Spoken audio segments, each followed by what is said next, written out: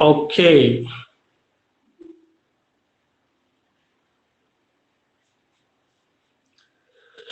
तो ये है नोट्स न्यायपालिका चैप्टर का। एक बार आपको पीछे से रिवीजन कराते हुए इस पूरे चैप्टर को दिखा देंगे बेटा, ठीक है ना।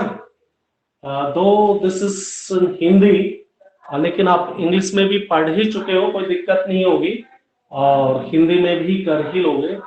तो बहुत जल्दी जल्दी हम लेंगे ताकि आपके सामने चीजें होंगी तो आपको समझ में आएंगी।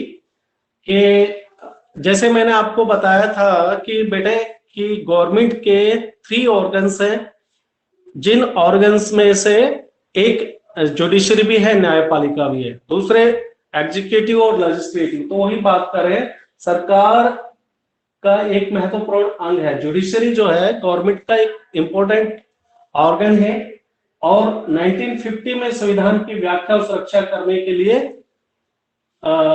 इसने महत्वपूर्ण भूमिका निभाई है। न्यायपालिका और भी जो पब्लिक के लिए है, सबसे बड़ा काम जो न्यायपालिका का है, लोगों के फंडामेंटल राइट्स को प्रोटेक्शन देना, ठीक है। न्यायपालिका अपने पब्लिक के जो मौलिक अधिकार है, जैसे स्वतंत्रता का अधिकार है, आपका समानता का अधिकार, शोषण के विरुद्ध अधिकार, तो इन सभी अधिकारों को प्रोटेक्शन देती है आपकी न्यायपालिका, ठीक है।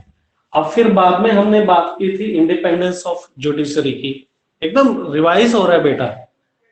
नेक्स्ट हुआ था हमारा न्यायपालिका को स्वतंत्र रखने की जरूरत क्यों है। जब मैंने आपको बताया था कि न्यायपालिका की स्वतंत्रता की आवश्यकता है ताकि ये एकदम मतलब फ्री एंड फेयर डिसीजन ले सके, न्याय दे सके सभी को। और इसको स्वतंत्र किससे रखा जाना है, हमने बात की थी न्यायपालिका को स्वतंत्र हम रखेंगे एग्जीक्यूटिव से, जो council of ministers, president of India, prime minister, governor, chief minister, जो न्यायपालिका को इन्फ्लुएंस करने की पोजीशन में होते हैं, ठीक है। ये बात हुई थी। अब इसके आगे की बात करते हैं कि ये सारा हो गया इसलिए ताकि न्यायपालिका बगैर किसी भेदभाव के अपना कार्य कर सके। न्यायपालिका की स्वतंत्रता का अर्थ यह नहीं कि न्यायपालिका एकदम उसका कोई रेस्पॉन्सिबिलिटी ही ना रहे, वो अपनी रेस्पॉन्सिबिलिटी से भी काम कर सके, उत्तरदायित्व भी हो, लेकिन इसके साथ साथ वो ऐसा भी ना समझे कि मेरे ऊपर किसी का दबाव ही नहीं है, उसको कोई देखने वाला नहीं है। यानी कि सरकार जो है, सरकार के जो ऑर्गन्स हैं दो, वो उनको ज्यादा इन्फ्लुएंस करने की कोशिश नहीं करेंगे। ये बात हमारी हो चुकी थी, ठीक है। अब बात करते हैं न्यायपालिका की विशेषताएं क्या है, फीचर्स। न्यायपालिका विधायिका और कार्यपालिका पर वित्तीय रूप से निर्भर नहीं है। हमने ये बताया था कि न्यायपालिका को इंडिपेंडेंट रखने के लिए अपने कॉन्स्टिट्यूशन में क्या क्या प्रोविजन किया है।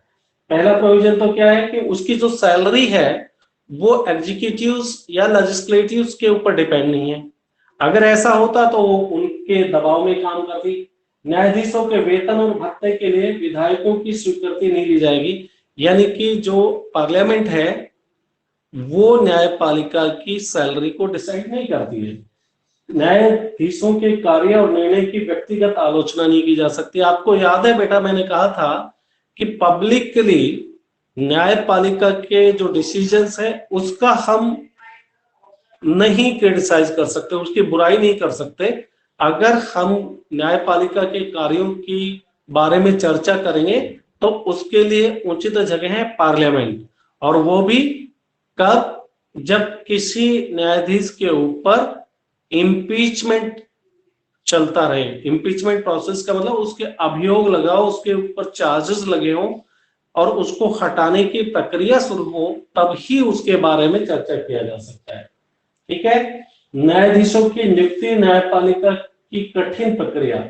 अब हमने बताया था कि जो चीफ जस्टिस और other justice of high court और सुप्रीम कोर्ट है, उनका अपॉइंटमेंट कैसे किया जाता है उसके बारे में। तो आपको पता है कि सर्वोच्च न्यायालय है, सर्वोच्च न्यायालय में एक चीफ जस्टिस होता है, जो देश का सुप्रीम कोर्ट है दिल्ली के अंदर, वहां पर एक चीफ जस्टिस है। और चीफ जस्टिस की नियुक्ति as per constitution president of India करते हैं। लेकिन आपको याद होगा बेटा, मैंने कहा था कि चीफ जस्टिस ऑफ इंडिया को अपॉइंटमेंट में आज के दिन बहुत ज्यादा रोल एग्जीक्यूटिव का, यानी कि प्रेसिडेंट हो, प्राइम मिनिस्टर हो या कैबिनेट का बहुत ज्यादा रोल रहा नहीं है। हमने आपको ये बताया था कि कॉलेजियम सिस्टम बन चुका है, जिसमें एक चीफ जस्टिस जो रिटायरमेंट जाने वाले हैं, ठीक है ना, जो रिटायरमेंट जा रहा है बेटा, उसी की जगह तो दूसरा अपॉइंटमेंट होना है। तो वो होगा कहां से, मैंने आपको बताया था जितने भी आपके स्टेट्स के हाई कोर्ट है, उसका जो चीफ जस्टिस है, उनमें से जो सीनियर मोस्ट है वो बन के आएगा। तो ये एक ट्रेडिशन है कि भाई जो सबसे सीनियर मोस्ट है उन में से कोई बनना है, और बनने का डिसीजन लेने के लिए चीफ जस्टिस ऑफ इंडिया जो रिटायरमेंट जाने वाले हैं, और साथ ही साथ उसके 4 सबॉर्डिनेट्स जो उससे इमीडिएट जूनियर हैं वो। ये बात समझ में आ गया कि जो चीफ जस्टिस ऑफ इंडिया का अपॉइंटमेंट करने के लिए आजकल कॉलेजियम सिस्टम लागू हो गया है। बताइए बेटा, ये बात समझ में आ गया? ओके।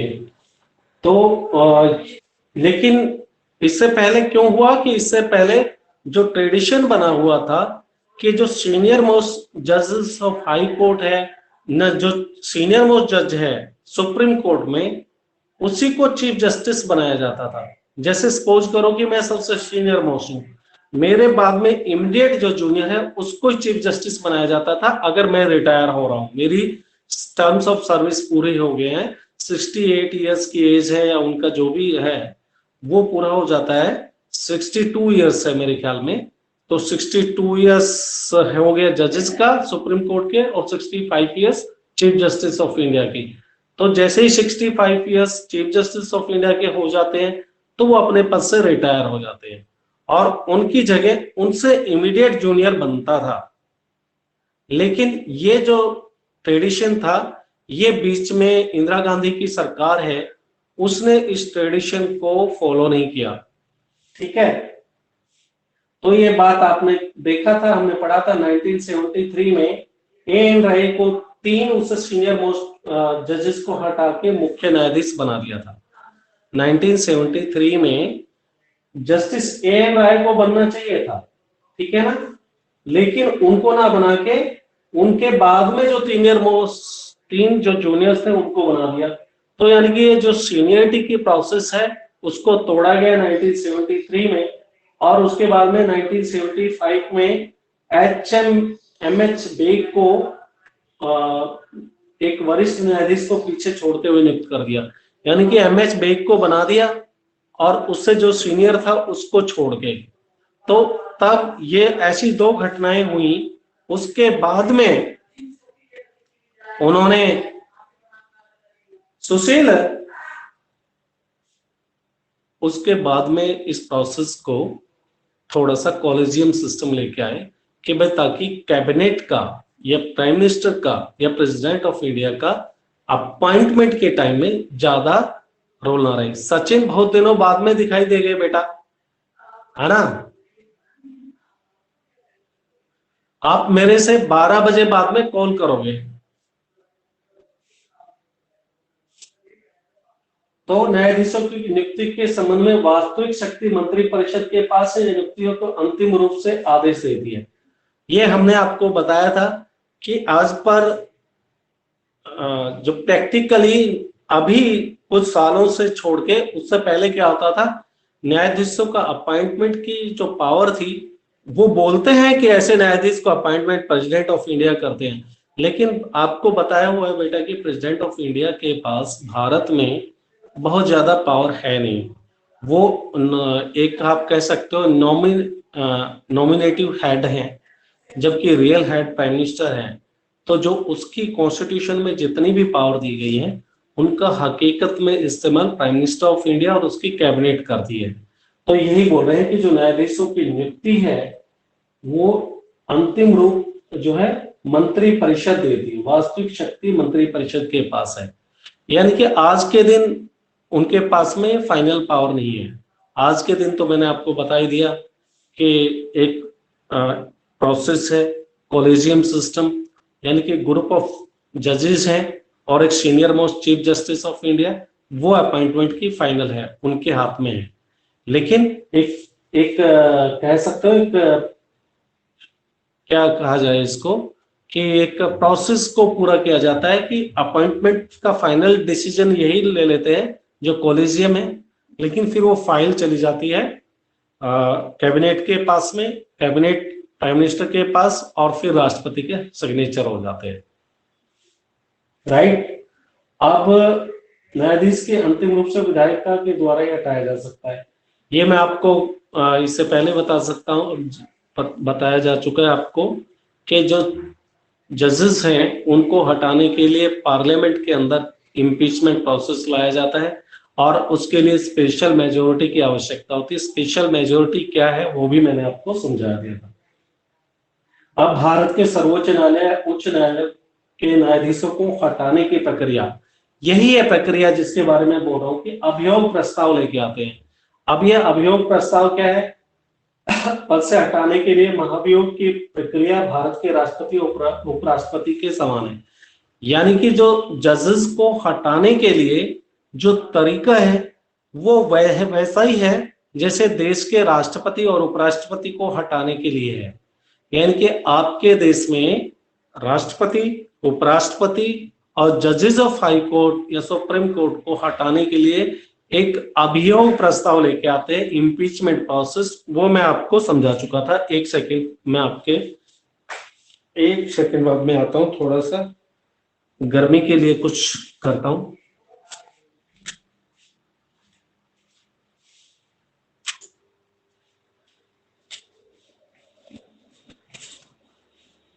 तो ये तो हो गया, उनको हटाने के लिए एक समान तरीका है, ठीक है ना। चीफ जस्टिस ऑफ इंडिया या जजेस ऑफ हाई कोर्ट जैसे राष्ट्रपति को हटाया जाता है उसी तरह से उनको भी हटाया जाता है, ठीक है। अब ये हटाने का तरीका क्या है? हटाने की प्रक्रिया बहुत कठिन है। अच्छा, क्या कठिन है ये भी आपको जानना चाहिए कि उनके ऊपर मैंने आपको कहा था कि मिसबिहेवियर और इनकैपेसिटी दो चार्जेस अगर लगते हैं, दो में से कोई एक भी चार्ज कि या तो अपने यानी कि सुप्रीम कोर्ट और हाई कोर्ट के जजेस को हटाने के लिए या तो उसका बिहेवियर ठीक ना हो, ठीक है ना, या फिर वो अपने पद के योग्य ना हो। ये दो कारण हो सकते हैं। हिंदी में बोलते हैं कदाचार साबित होना या अयोग्यता की दशा में उन्हें पद से हटाया जा सकता है, ठीक है। या तो कदाचार साबित हो जाए, कदाचार का मतलब व्यवहार ठीक नहीं है, या उनके अयोग्यता हो, उनको पद से हटा सकते हैं। तो न्यायाधीश को कब हटाया जा सकता है? अगर आपसे क्वेश्चन पूछा है जो हाई कोर्ट और सुप्रीम कोर्ट के जजेस को हटाने के लिए क्या कारण चाहिए, तो आप बता पाओगे। हिंदी में बोलोगे कदाचार और पद के लिए अयोग्यता, इंग्लिश में बोलोगे प्रूव्ड मिसबिहेवियर और इनकैपेसिटी। यानी कि दो चार्जेस, दो आरोप में से कोई एक भी लगता है तो उनको पद से हटाया जा सकता है। अब न्यायाधीश के विरुद्ध आरोपों पर संसद के एक विशेष बहुमत की स्वीकृति होती है। यानी कि हटाने के लिए न्यायाधीश को पद से हटाते हैं तो हमें स्पेशल मेजोरिटी की जरूरत है। स्पेशल मेजोरिटी क्या है मैं बता चुका हूं कि हमको ये मैटर नहीं करता है कि जो टोटल प्रेजेंट है उसके हाफ मैटर नहीं करता है, हमारे लिए मैटर करेगा। सपोज करो कि लोकसभा की सीटें सपोज करो क्या है 543 है, तो 500 जिस दिन वोट पड़ेगी, जब न्यायाधीश को हटाने के लिए अभियोग चलाने की प्रक्रिया में वोट डालते हैं कि भाई कितने मेंबर्स ऑफ पार्लियामेंट ये चाहते हैं, लोकसभा के सदस्य ये चाहते हैं कि इनको पद से हटाया जाना चाहिए, तो वोट डालने के टाइम में ये देखा जाएगा कि total member of parliament, Lok Sabha के जितने सदस्य हैं उनके हाफ उसके अगेंस्ट में वोट डाले, उसके मतलब हटाने के लिए राजी हो, तभी उनको पद से हटाया जा सकता है। सिमिलरली ऐसा ही जो प्रोसेस राज्यसभा में जाएगा। आपको पता है कि दो ही हाउस है, लोकसभा और राज्यसभा। तो दोनों हाउसेस से जब ये प्रस्ताव पास हो जाएगा फिर राष्ट्रपति के सिग्नेचर हो जाते हैं। तो ये तरीका है चीफ जस्टिस या अदर जजेस को हटाने के लिए, ठीक है। और उसके बाद में संसद के सदस्यों में आम सहमति ना हो तो किसी न्यायाधीश को हटाया नहीं जा सकता। ये हमने आपको बताया था जस्टिस रामास्वामी का इससे पहले वाली क्लास में, कि जब तक एक एग्रीमेंट ना हो मेंबर ऑफ पार्लियामेंट के बीच में, स्पेशल मेजोरिटी नहीं होगी। यानी कि मैंने आपका क्लास के अंदर मॉनिटर के लिए बताया था, सपोज करो कि आपके क्लास में 30 स्टूडेंट है और 30 स्टूडेंट में जिस दिन वोटिंग डालते हैं उस दिन 30 में से टोटल 20 ही प्रेजेंट है। तो हमें ये नहीं देखना है 20 का हाफ नहीं चाहिए, हमको 30 के हाफ चाहिए, चाहे प्रेजेंट कितने ही हो तो उसका हाफ होना चाहिए। यानी कि 30 का हाफ क्या हो गया 15। अगर 15 इस फेवर में होंगे कि जज को हटाया जाना चाहिए पद, तब ही हटा सकते हैं, ये बोल रहा है, ठीक है ना। महाभियोग की प्रक्रिया के लिए संसद के दोनों सदन में से किसी में भी प्रस्ताव लाया जा सकता है। आप देखो कई सारे जो मैटर है उनको लोकसभा में ही आपको पहले, लेकिन इसको हटाने के लिए लोकसभा हो या राज्यसभा किसी में भी पहले ला सकते हो। अगर सपोज करो उनको हटाने का प्रस्ताव लोकसभा में पहले लाए तो फिर राज्यसभा में जाएगा, फिर राष्ट्रपति के पास, या राज्यसभा में पहले लाए तो फिर लोकसभा में और उसके बाद में राष्ट्रपति के साथ पास में। जबकि मनी बिल के बारे में हमने बोला है कि मनी बिल सबसे पहले लोकसभा में ही लाया जाता है, लेकिन ये जो जजेस को हटाने हो राष्ट्रपति को, उपराष्ट्रपति को, तो इसके लिए बिल लाने के लिए आपको लोकसभा में भी पहले रखा जा सकता है, राज्यसभा में भी पहले रखा जा सकता है। इसका कोई ऐसा हार्ड एंड फास्ट रूल नहीं है कि लोकसभा में ही पहले लेके आएंगे, ठीक है ना। महाभियोग की प्रक्रिया पूरी होने के लिए संसद के दोनों सदनों की 2/3 मतों से पास होना आवश्यक है। इस प्रकार के विधायिका और न्यायपालिका में शक्ति संतुलन किया गया है। सेपरेशन ऑफ पावर्स के बारे में मैं आपको पहले ही बताया जा चुका है कि सेपरेशन ऑफ पावर्स का मतलब एग्जीक्यूटिव की जो पावर कॉन्स्टिट्यूशन में दी है, पार्लियामेंट के लेजिस्लेटिव की जो पावर दी है, या जजेस की पावर, वो कॉन्स्टिट्यूशन में ही अलग अलग कर दिया गया है। वो इसलिए किया गया है ताकि एक दूसरे के काम में इंटरफेयर ना करे और इसको लेके कोई विवाद ना हो। सोचो कि आपकी पार्लियामेंट, संसद आकर और न्यायपालिका का काम करने लगे, तो ये हो गया न्यायपालिका के काम में दखल देना। सिमिलरली न्यायपालिका क्या करे, जिसका काम है कानून बनाना, न्यायपालिका का काम है न्याय देना।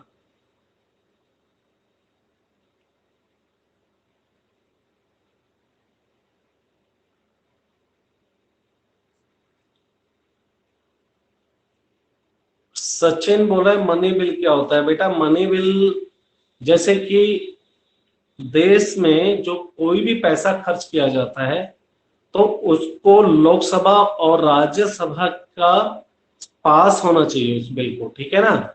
यानी कि सोचो कि 500 करोड़ रुपीस आपको किसी प्रोजेक्ट के लिए खर्च करने हैं केंद्र सरकार को, तो वो पैसे खर्च करने से पहले पार्लियामेंट हाउस के 2 सदन हो गए, लोकसभा राज्यसभा, तो ऐसा प्रपोजल लोकसभा राज्यसभा से पास होना चाहिए और ये पास होने के बाद में राष्ट्रपति के सिग्नेचर होने चाहिए, तब ही वो पास माना जाएगा, तभी वो पैसे खर्च किए जा सकते हैं, ठीक है। Money bill same process. इसको एक सामान्य शब्दों में ये समझ सकते हो कि घर में से आपको भी, जैसे घर का जो मुखिया है उसकी बगैर नॉलेज के पैसा खर्च ना हो, तो वही तरीका है। हमने ये पार्लियामेंट को पावर दी है कि देश में जो भी खर्चा होगा पार्लियामेंट से पूछ के हो, तो वो एक ऐसा तरीका ताकि सरकार अपनी मनमानी ना कर सके, ठीक है ना। सरकार आपके ऊपर कंट्रोल रखने के लिए अपने मनमानी से पैसा खर्च ना कर सके, इसलिए मनी बिल लोकसभा और राज्यसभा से पास होना चाहिए। लेकिन मनी बिल को मैंने जैसे बताया, हमेशा ये इंट्रोड्यूस होगा लोकसभा में पहले, फिर राज्यसभा में, और राज्यसभा में जाने के बाद या तो राज्यसभा इसको पास कर देती है, अगर नहीं भी करती है 14 दिन तक वेट किया जाता है, 14 दिन में वो अपने आप पास माना जाता है। यानी कि मनी बिल के बारे में राज्यसभा की पावर कम है या ना के बराबर है, लोकसभा की पावर है। अब लोकसभा की पावर क्यों रखा गया मनी बिल के बारे में, यानी कि लोकसभा से परमिशन चाहिए ही चाहिए, चाहे राज्यसभा परमिशन दे या ना दे। ऐसा इसलिए रखा गया क्योंकि लोकसभा आपका एक डायरेक्टली इलेक्टेड सदन है, उनको जनता चुन के भेजती है, और भारत के कॉन्स्टिट्यूशन में लिखा गया है कि डेमोक्रेसी के अंदर, प्रजातंत्र में, पावर उनके हाथों में होना चाहिए जो डायरेक्टली लोगों के द्वारा चुने जाते हैं। समझ गए बात? बताइए मैसेज करके। Yes sir. ओके, अब ये दे रखा है, एक केस स्टडी दे रखा है जो हमने कल परसों भी पढ़ा था सैटरडे को, कि 1991 के अंदर जस्टिस रामास्वामी पर आरोप लगा था, और वे पंजाब हरियाणा न्यायालय के चीफ जस्टिस थे, और उन्होंने कुछ पैसे का गबन किया हुआ था। तो जो गबन है, उस गबन के आधार पर एक जस्टिस एक दूसरे इंक्वायरी बैठाया, और उन्होंने ये बता दिया इंक्वायरी ने कि भाई जस्टिस रामास्वामी ने अपने पद का दुरुपयोग करते हुए, मिसयूज करते हुए पैसे को इधर उधर किया, गबन किया है, ठीक है ना। फिर आपको ये तो हमने बताया ही है कि किसी के कहने से नहीं होता है। जस्टिस रामास्वामी को हटाने के लिए पार्लियामेंट में इम्पीचमेंट प्रोसेस चलना था, और ये पार्लियामेंट का आप खुद पढ़ लेना बुक में, क्योंकि मैं कल करा चुका हूं। सचिन, आप इसको पढ़ लेना है, न्यायाधीश को हटाने की प्रक्रिया पर एक केस स्टडी लिखा हुआ है, जस्टिस रामास्वामी के बारे में है, उनको हटाने के लिए, लेकिन उनको पद से नहीं हटाया जा सका। इस चैप्टर में यही समझाया गया है कि न्यायपालिका को इंडिपेंडेंट रखने के लिए, ताकि वो फ्री एंड फेयर होके बगैर किसी डर के काम कर सके, इसलिए उनको हटाने के लिए जो तरीका अपनाया गया है वो काफी कठिन है। और कठिन इसलिए रखा गया है ताकि उनको किसी तरह का पार्लियामेंट से या कैबिनेट से डर ना हो। अगर डर होगा हटाने का, उनको लगेगा कि भाई पार्लियामेंट हमको कभी भी पद से हटा सकती है, तो वो इंडिपेंडेंटली जस्टिस डिलीवर नहीं कर पाएंगे, ठीक है। तो ये पूरा केस स्टडी उसी के बारे में है, ये 1992 का है। तो पहले तो जांच बैठी उनके खिलाफ, और जांच में ये प्रूव हो गया कि उन्होंने जो सरकार का पैसा है वो अपने पर्सनल यूज में इस्तेमाल किया है, और जो संवैधानिक नियम है, कॉन्स्टिट्यूशनल लॉ है, उनके नियमों की धज्जी उड़ाने से नैतिक पतन और पद का जानबूझकर गंभीर दुरुपयोग करने का दोषी पाया गया। यानी कि जिस पद पे बैठा है उसकी पद की शक्तियों का उसमें मिसयूज किया गया है, ये बात साबित हो गई।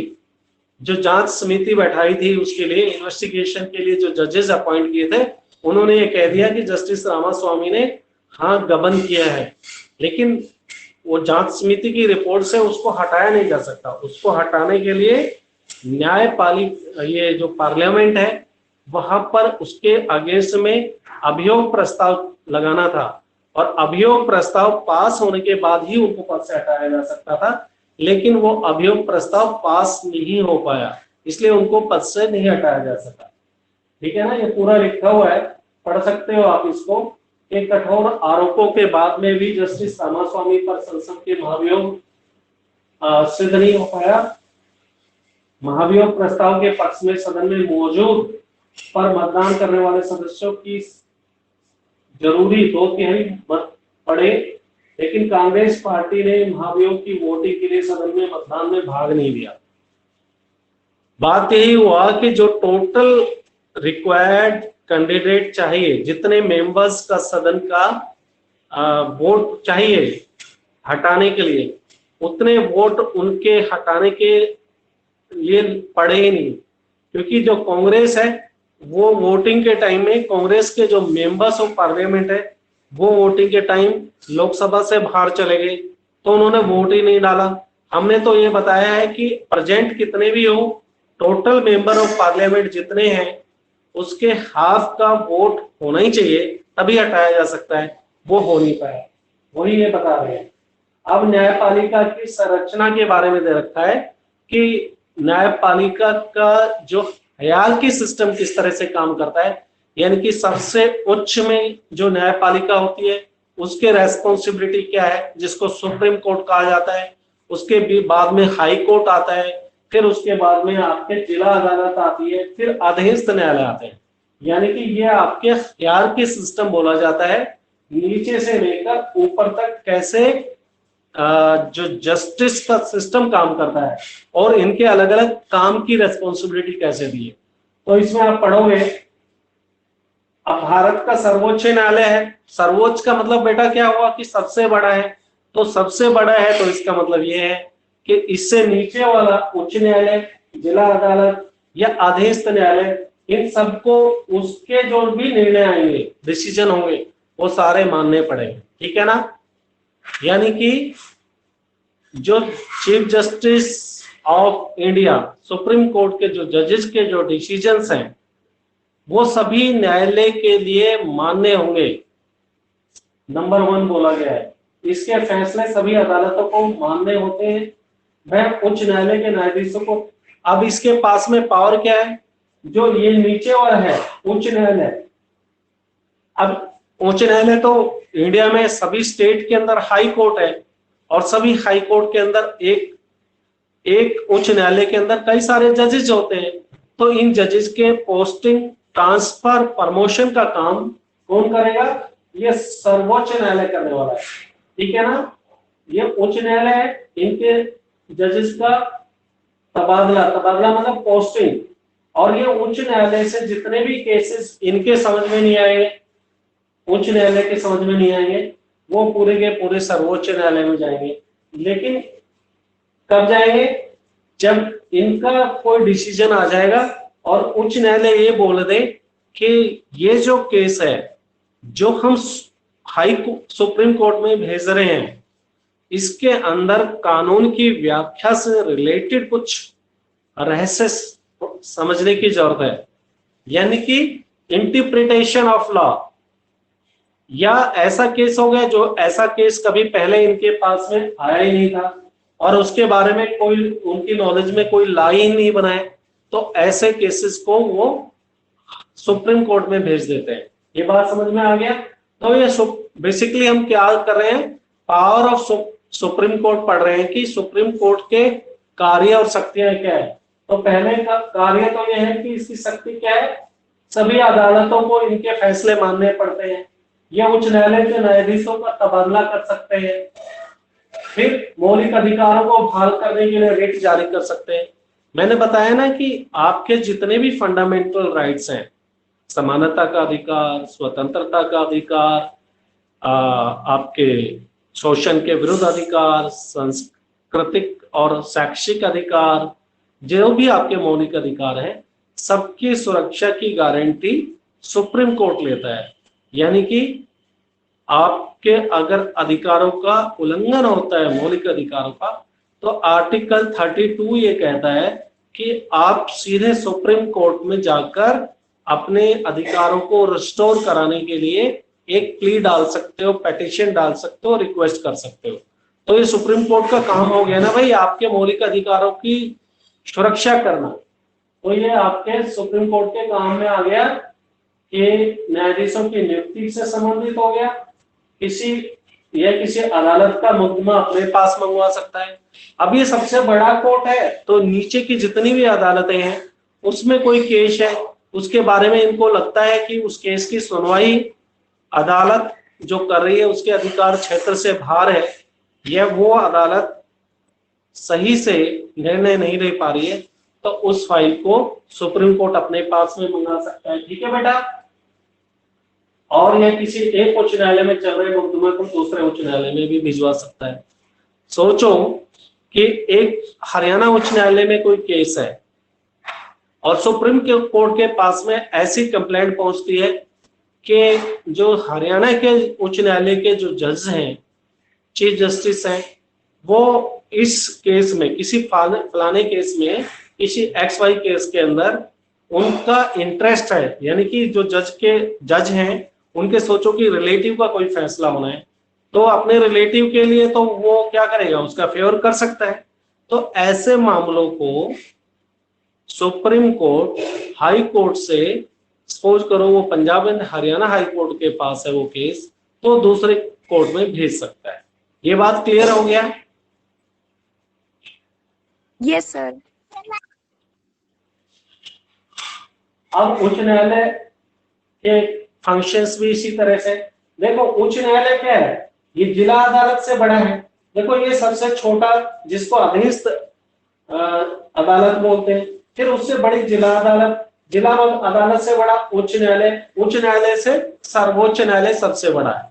तो इसके जो केसेस हैं, ये जो अधीनस्थ न्यायालय सब तरह के केसेस को सुनता है। सबसे छोटा कोर्ट है ना, तो सबसे छोटा कोर्ट के अंदर चाहे वो मारपिटाई से रिलेटेड केस हो, चाहे वो पैसे की झगड़ा, मतलब देखो मारपिटाई वाले केसेस को हम क्रिमिनल केसेस बोलते हैं, ठीक है ना, और जो जमीन पैसे से रिलेटेड जो कॉन्फ्लिक्ट होते हैं, विवाद, उनको सिविल लॉ बोलते हैं। तो जैसे ऊपर जाते हैं तो उनके लिए जजेस अलग हो जाते हैं। सिविल लॉ को अलग से सुनने वाले जजेस होते हैं उनकी केस की सुनवाई करने के लिए, और क्रिमिनल लॉ के लिए अलग। लेकिन सबसे छोटा कोर्ट शुरू में वो दोनों तरह के मुकदमों को सुनता है।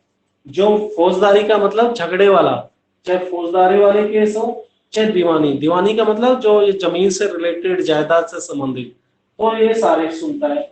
फिर इसके बाद में क्या है, केसेस कहाँ जाएंगे, जिला अदालत में, क्योंकि इससे बड़ी तो यही है जिला अदालत। तो जिला अदालत के बाद में फिर उच्च न्यायालय में जाएंगे। अगर मान लो किसी का जिला अदालत में केस चल रहा है और वो जिला अदालत के निर्णय से संतुष्ट नहीं है, तो वो उच्च न्यायालय में जा सकता है।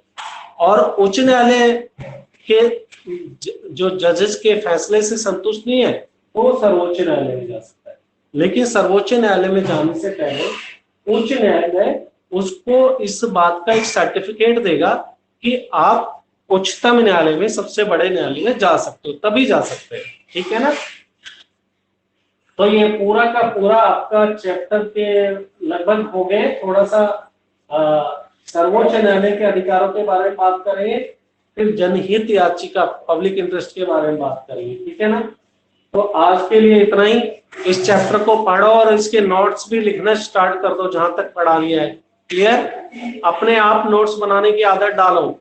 इंग्लिश के नोट्स मिल जाएंगे आपको, हिंदी वाले नोट्स को मैं करा ही रहा हूँ ये वाला, और कल इंग्लिश वाले से करा देंगे, ताकि आपको गूगल के अंदर डालोगे, आप जुडिशरी डालोगे, नोट्स जुडिशरी क्लास 11 चैप्टर 6 आपके सामने आ जाएंगे, और उसमें जो सबसे बढ़िया लगे, इजी लगे, उसको आप कर लेंगे। क्लियर हो गया ये बात? और सचिन, क्लासेस रेगुलर अटेंड कर लो बेटा। प्यार से बोल रहा हूं, लेकिन इसका खामियाजा तुम्हें ही भरना पड़ेगा। तो आज की क्लास यहीं पर खत्म करते हैं, फिर मिलते हैं। तब तक के लिए अपने पूरा इसको रिवाइज करते रहो बेटा।